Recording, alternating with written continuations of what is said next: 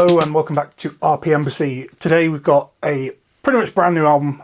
Came out a week ago to the day. I would have done it last week, but it arrived very late in the day, so I didn't really have a chance. But it is the new album by Deftones, and the album itself is Private Music. This was released 22nd of August 2025 on Reprise Records. This is their 10th album, and it was also the longest wait between two albums of theirs that they've ever had, which is 5 years, which, you know, for some bands is nothing. But for Deftones, you know, they've kind of had a track record of like kind of bare minimum being like 4 years apart, and, you know, quite a lot closer in other circumstances. Like they've had a couple where it's been like 2 or 3 years between. But yeah, this was the longest wait, and I think that actually was a good thing.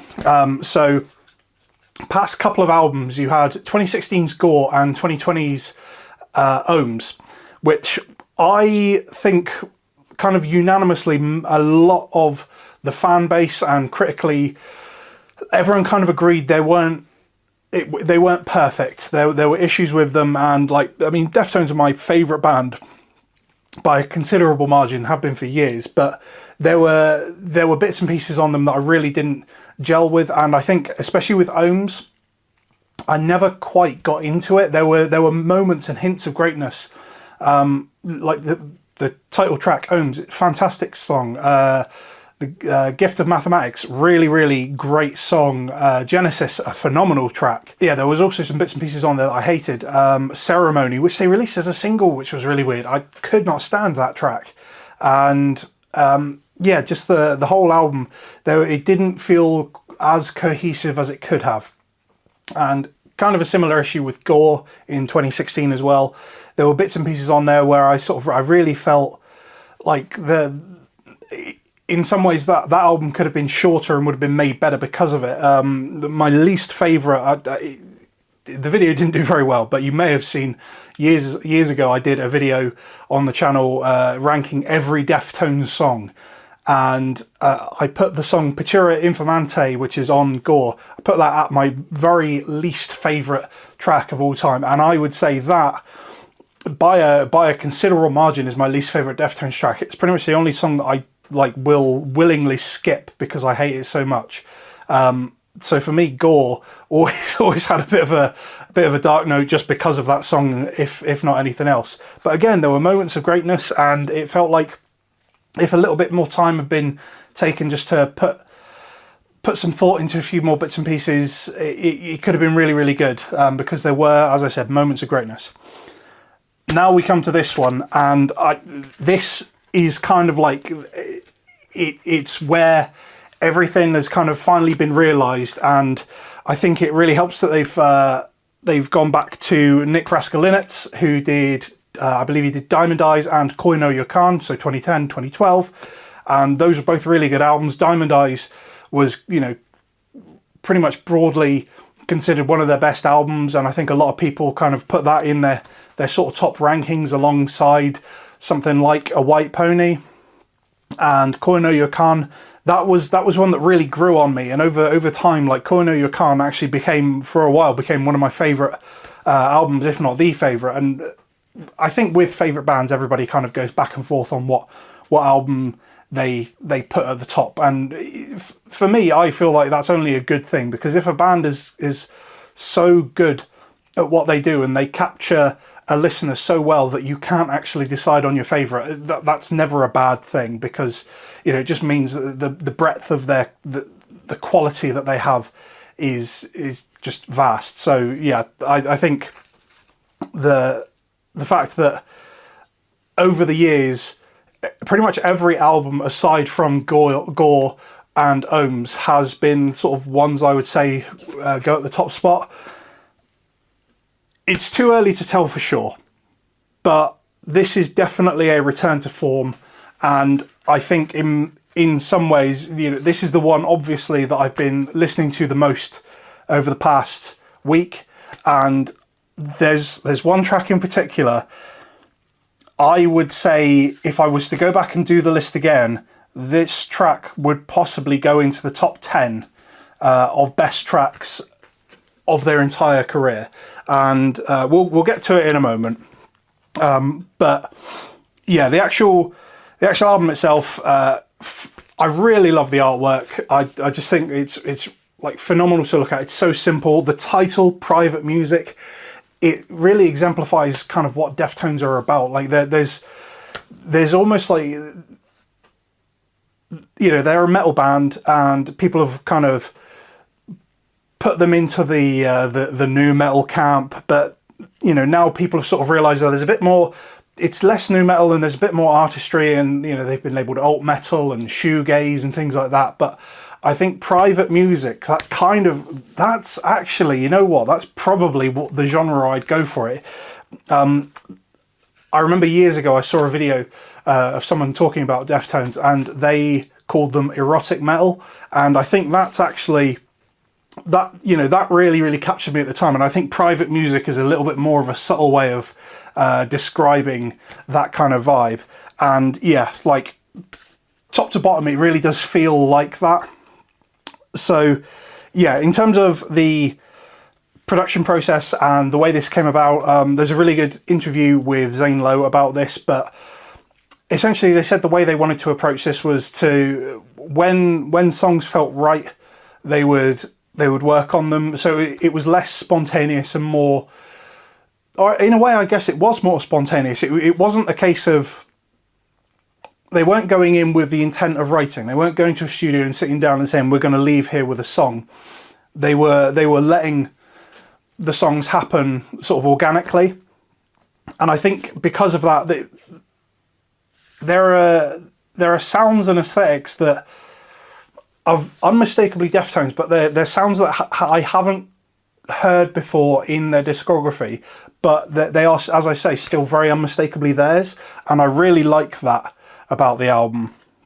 And I think you can tell the fact that they took just a little bit more time on it, they let things sort of happen organically, even though you can hear, like, without a shadow of a doubt, the sort of progression where we came from Koinoyo Khan to Gore to Ohms to this, especially in like Steph Carpenter's guitar writing style, the way that he sort of progressed over the years and changed how he will build a track. As I say, it feels fully realised on this, and this is kind of like, it feels what the past sort of decade or so was leading to was this. So yeah, let's get into the tracks. I'm already gushing about it. So My Mind is a Mountain, this was the first track released as a single, and I should say as well, that was basically a month ago.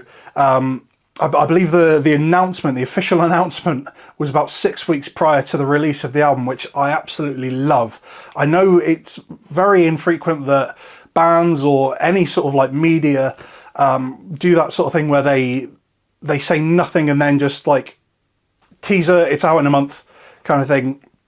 But for this, like that immediacy and that kind of like sudden burst of excitement, like I absolutely loved that, and it's the most excited I've felt about an album in a long time, because I didn't have time to sort of like forget that it was coming out, if that makes sense. Like, I saw them on the 26th of June and they hadn't announced it at that point, and you know, less than 2 months later the album is here, it's in my hands, I've listened to it, and yeah, I adore that kind of release sort of schedule or plan, or however you want to call it. I think, yeah, fantastically done. I wish more artists, more like studios, you know, for films and things like that, I wish more places would do that sort of thing, because as I said, you don't have time to forget about it or forget the release date or anything like that. Like, you know, it's on the horizon, you know, it's only a couple of weeks away. It really, in many ways, it builds more anticipation than something that's years off.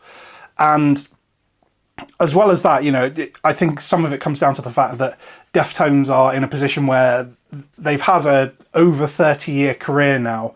Like, they can get away with doing something like that. Like, they could ostensibly kind of like just secretly drop this overnight and people would market it themselves. But I think this for me, like, what a way to market an album, what a way to get it out into the fans quickly. You know, you release 2 singles, you're not spoiling the album, but you're giving a taster. And yeah, I think the 2 singles that did come out, as I say, My Mind is a Mountain and Milk of the Madonna, great tracks. And like a nice representation of the album without giving too much away. So Milk of the Madonna especially, there's some great guitar stuff on there, which is very simple, but both of the tracks are quite heavy, and they don't give too much away in terms of some of the more laid back and thoughtful tracks on the album. And again, because of that, like it's really nice. You build in the excitement, but you're not spoiling it. And yeah, I'm rambling now, but I really loved how they did that. We'll go into the internals first, actually, before I talk about the tracks, just because when I get to one of the tracks, I will gush for ages. So inside you have the insert booklet. You've got all of the lyrics and sort of studio photos, rack gear, Steph on the guitar, that sort of stuff. It's very sort of artsy photography, but that is something that I personally like. I know like John is a little bit more a fan of having a bit more studio behind the scenes kind of stuff, but I really like it. It fits the vibe really nicely, and I think they've kind of lent into, I think, the kind of they've had this sort of resurgence online with like a younger fan base, and I think that the aesthetic does feel a little bit kind of more engaged with that kind of style, I suppose, but not to the detriment of it either. Again, just some nice photos on the front and back. And then inside, this one is the Amazon pre-order exclusive. There were a few different variants that you could have gotten hold of. One that I will say is really, really nice is the Indie Shops one, which I was very tempted to go and pick up anyway. It's a purple version of the cover, so instead of having the green, the white stake on the green, it's a purple background instead, and that looks absolutely divine. So I may still pick that one up regardless. But the Amazon one, the actual vinyl itself, really, really nice splatter there. You've got sort of just hints of colour here and there, but it's sort of predominantly that kind of sky, aqua blue kind of colour, which is lovely. So let's get into the tracks. I'm gonna dive straight into it. Infinite Source is one of the best songs they've ever made. Like, it's very different to a lot of things they've done, but as I said, it's still unmistakably them. The simplicity of it is kind of blindsides you, but like I knew immediately when I first listened to Infinite Source, like, oh, this is going to be a good track. It's got like an upbeatness, but there's like sort of some melancholy in there as well. There's some subtleties in the chorus, which I really love. There's a 2-note section, which I think is just like it's 2 guitar notes that only repeat once during each repetition of the chorus. It's not constant, and it adds so much atmosphere to it. The vocal lines, there's sort of like the bridge part where Chino is doing sort of a vocal melody that's very different to anything he's ever really done before. It feels kind of like R&B almost, and the actual chorus itself is like this just soaring, like feels quite triumphant. And as I said, the harmonics in the intro, quite different to a lot of things we've heard them do before, but it's still like you can tell it's something that Steph Carpenter wrote. The drums, like across the album, the drums sound amazing. The punch and the sort of power behind them, and like Abe Cunningham's drumming is just like, he's a phenomenal drummer, and I really feel like you can sort of hear a lot of the Stuart Copeland influence anytime you listen to a Deftones album, and specifically hone in on the drums, like the sort of eagerness to throw in hi-hats here and there and do lots of different things with them. I feel like it rings very true between the two of them. But yeah, it's especially prevalent on Infinite Source. Everything on that track is perfect. I feel like it's one of those things, like Frank Delgado, he's sort of, I think a lot of people have sort of always treated him as kind of like a guy in the background, but the atmosphere and the way he fills out tracks, it's present on a track like Digital Bath, it's very present on a track like Infinite Source. The way it sounds and the way it's filled out, you wouldn't get that with just the guitar, the bass, the drums, the vocals, and it adds such a depth to the audio, which I think is so integral to how Deftones sound. Other songs on here, you've got Souvenir, CXZ. CXZ is a really lovely way to end the first side. Like it starts with that kind of like synthy bit, which it would have been kind of nice to just have the synthy bit, but there's no real way to kind of get you to change sides to start the track properly. Ecdysis, really, really cool. It's kind of like got a trip hoppy kind of vibe in it, and the bass on there is fantastic. Like really, really excellent bass. And I should mention actually about the bass, Fred Sablan, who's like, he's like a touring bassist for a load of different bands, and he is Deftones' current touring bassist. He's the one who does the bass on the album. So I'm not sure how much of a writing influence he had on it, but yeah, really, really great work across the board. Other track that I really want to highlight is Departing the Body, the final track on the album. Reminds me a lot of Ghosts by Japan. The way David Sylvian would always kind of like, he would push his vocal into a lower register than like he was typically comfortable with. And Departing the Body is the first time I've really heard that kind of very low register from Chino, aside from when they covered Ghosts. Really, really low pitch. And it kind of took me off guard to begin with, but it's quite a weird and quirky track because of that. And it goes into sort of his normal vocal performance later on in the song. But yeah, that sort of intro section is really, really cool.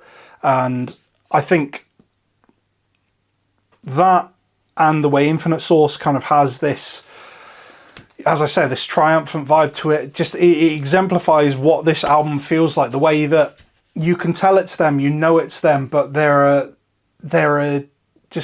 something different to how they have always done it in the past, and especially to how they did it over the last couple albums. This is new, this is fresh, it's still them, but it's like a newer, upgraded version of them. And in a way it's weird because on Ohms, the title track Ohms had that really like triumphant feel to it, and it was like the finisher of that album. It was the last track on the album, and it does almost feel like that kind of leads really nicely in to this. Like a lot of that album I wasn't keen on, and then Ohms, you kind of like, oh, this like refreshing take on a Deftones track for the last song on the album, and then you lead into this if you sort of treat them as a follow-up or a 1-2 kind of thing. Yeah, it does kind of make sense in that way. Yeah, as far as where I'd place it on the list, as I say, it's hard to say so far. I haven't gone through it enough and kind of like listened back to back to back and then gone back to other stuff. I've had 5 years minimum to engage with everything else they've done, and for some of the albums over 30 at this point. So I can't say for sure where this fits in, but it definitely, just the immediate reaction when I first listened to it, compared to Gore, compared to Ohms, like I knew straight away that this was different and there was something special about it. So I would kind of put this probably sort of in a trio with Koi no Yokan and Saturday Night Rest. The kind of, they feel sort of introspective and a little bit less like alt metal band, and a little bit more thoughtful and honest in a way. Not that any of their albums aren't honest and open, but there's like an artistry and a level of like almost like progressive sound to those 3 albums especially, which I think they'll kind of sit really nicely together as kind of like late night albums.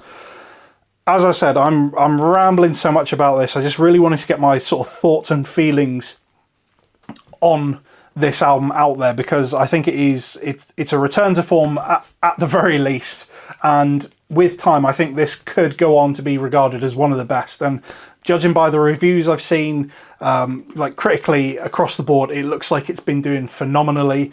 Anthony Fantano just this afternoon, I believe, put up his review for it. He gave it a 7, which, considering that Fantano never seemed to like Deftones at all, I think that's a pretty stellar score from him. I would say, like, for me, this has got to be at least a 9, probably a 10. Yeah, I really love this album. I think you should go and get it.